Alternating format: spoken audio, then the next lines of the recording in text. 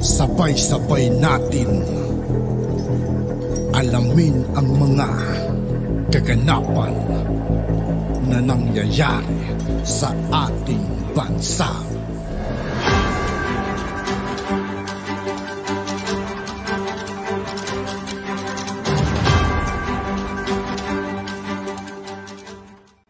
Yo, what's up mga kaibigan? This is I2K po again. Ngayon nandito ulit tayo sa channel ni Banat PH Update TV. Dito naman ulit tayo magbibigay ng komento at reaction. Kaya samahan nyo guys, let's go! Ito ang balita ngayon. Umani ng samut-saring reaksyon sa social media ang naging pahayag ni Senator Risa Hontiveros patungkol sa unang 100 days ng administrasyon ni Pangulong Ferdinand Bongbong Marcos Jr. Narito ang full report kung saan umani ito ng samut-saring reaksyon sa mundo ng social media. Pero bago ang lahat mga kachika, sa lahat ng hindi pa nakasubscribe mga kaibigan kay Banat PH Update TV, mag-subscribe na po tayo at huwag nyo rin pong kalimutan mag-subscribe dito sa aking channel. Kung hindi ka pa nakasubscribe sa channel na ito, huwag mo nang patagalin yan. I-subscribe mo na yan. At huwag mo rin kalimutang i-click ang notification bell para updated ka sa lahat ng bagong video na i-upload namin. At yun na nga mga kachika, nag-viral nga sa social media ang naging padutsada ni Senator Risa Hontiveros. Patungkol nga ito sa ika-100 days ni Pangulong Ferdinand Marcos Jr. Pinunangan niya ang kakulangan raw umano ni Wait lang mga kaibigan ha.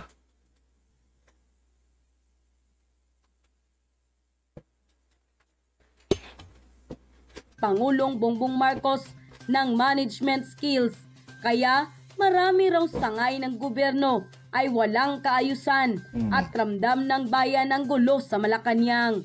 Ayon pa sa kanyang naging pahayag, statement on PBBM's first one. Wala talaga tong Hontiveros ito mga kaibigan.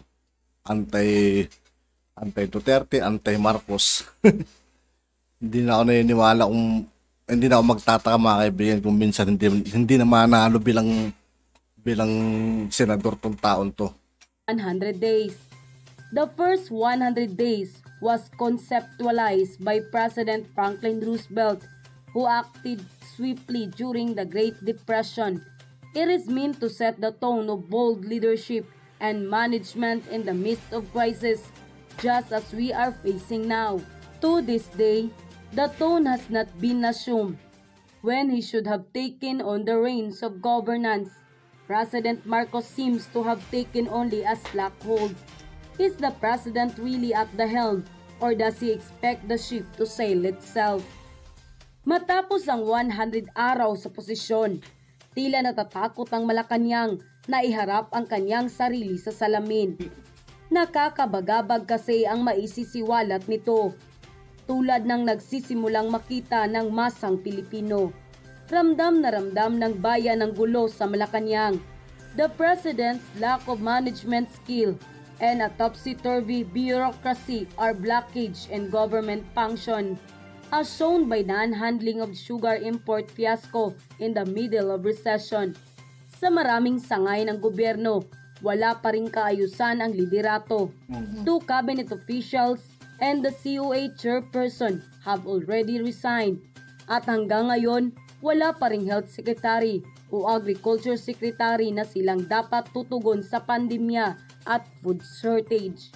The most recent Pulse Asia survey revealed that 42% of Filipino disapprove of the president's lack of urgency when it comes to controlling inflation, which our kababayans believe is the most pressing issue today. Because inflation soared to 6.9%, araw-araw dumadami ang mga nagugutom na pamilya sa bansa. The peso has plummeted to historic low. Marami ang nawala ng trabaho. Nagkukulang na tayo sa gulay at asukal, habang tumataas rin ang presyo ng gasolina at kuryente. Bagamat nakapag-appoint sila ng mala Avengers na economic team, hindi pa rin malinaw ang direksyon ng pagbawi ng ating bansa mula sa recession. Kung yan ang basihan, masasabing walang bakas sa first 100 days ng pagbangon ng ekonomiya ang itatampok ng administrasyong ito. We do not expect the administration to solve all the problems of the nation in 100 days. But Mr. President, we do not have the luxury of time. Ang daming kailangang ayusin, ang daming nangangailangan ng tulong. The President should have taken the wheel 100 days ago. Sila Hontiveros yan, napakatagal ng senador. Wala pa rin nagagawa. Di ba? But since no one can turn back Puro pangungurakot na yung ginawa nila. Tingnan mo yung PhilHealth sa ginawa nila. Bilyon-bilyon yung tinakbo nilang pera, mga kaibigan. Yung winaldas nila. time, he needs to put his back into the real work now. End quote. At ayon naman sa naging official Facebook post ni Pangulong Bongbong Marcos Jr. patungkol sa ika-100 days niyang panunungkulan bilang Pangulo ng ating bansa, na aniya may 3 pundasyon para mapagtibay ang ating pagbangon. Una, kalusugan, kabuhayan at kapayapaan. Narito ang kanyang naging pahayag. BBM Vlog 227, 100 Days, Kalusugan, Kabuhayan at Kapayapaan.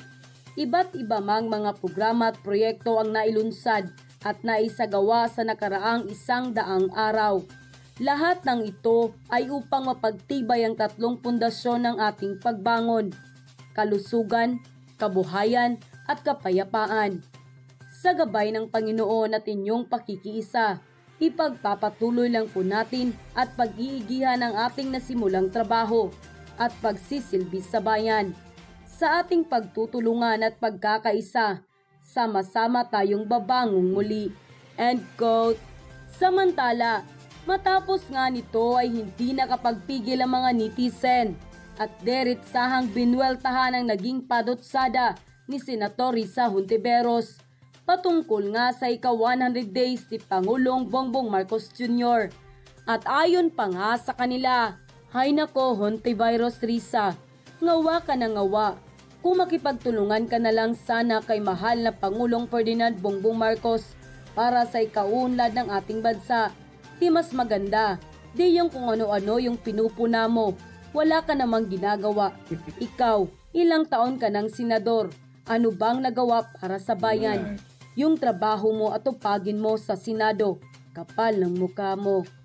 Supposing Pangulong Bongbong Marcos has taken the wheel early on, wala ka rin namang magandang masasabi dahil wala kayong magandang sasabihin. Dahil ayaw nyo ang current president. Pero kung manok nyo, puring-puri nyo siguro. Masyado ng clouded ng biases kasi mga utak nyo. Madam Senator, tama na yung pagbabatikos sa ating Pangulong Bongbong Marcos. Mag-isip ka na lang ng magandang proposal na makakatulong sa pag-unlad ng ating bansa. Papaano natin mapagkaisa ang mga Pilipino kung kayo mismo na legislator ihiwalay sa layunin ni Pangulong Bongbong Marcos na unity?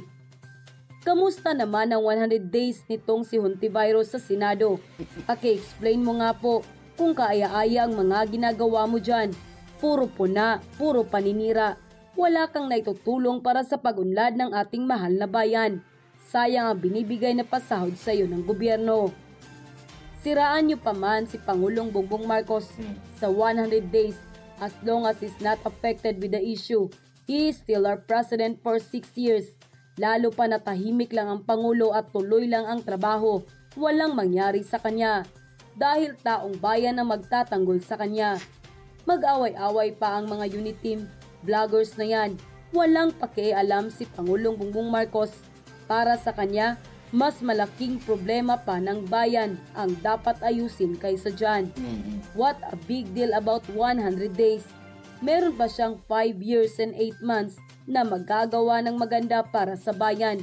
Kaya tigilan nyo na sa kababatikos sa taong wala namang ginawa kundi ang kumilos para harapin at bigyang solusyon ng problema. End quote. Ito nga ang naging deritsahang komento ng mga netizen sa nasabing senadora.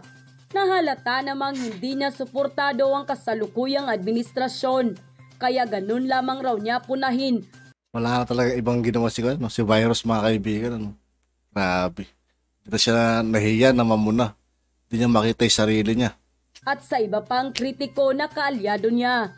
At dagdag pa nga ng mga netizen, hindi nga raw nila maintindihan ng senadora kung bakit hindi na lamang raw makipagtulungan sa Marcos administration at tignan ang mga nagawa ni Pangulong Bongbong Marcos sa loob ng 100 days.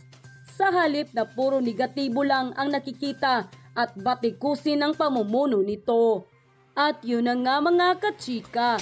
At yun nga po mga kaibigan, dito po nagtatapos ang ating reaction video. Muli ako po si I2K ng Sundalo ng Dunggalo at 811. Maraming salamat sa patuloy na pagsuporta. Yeah, peace out.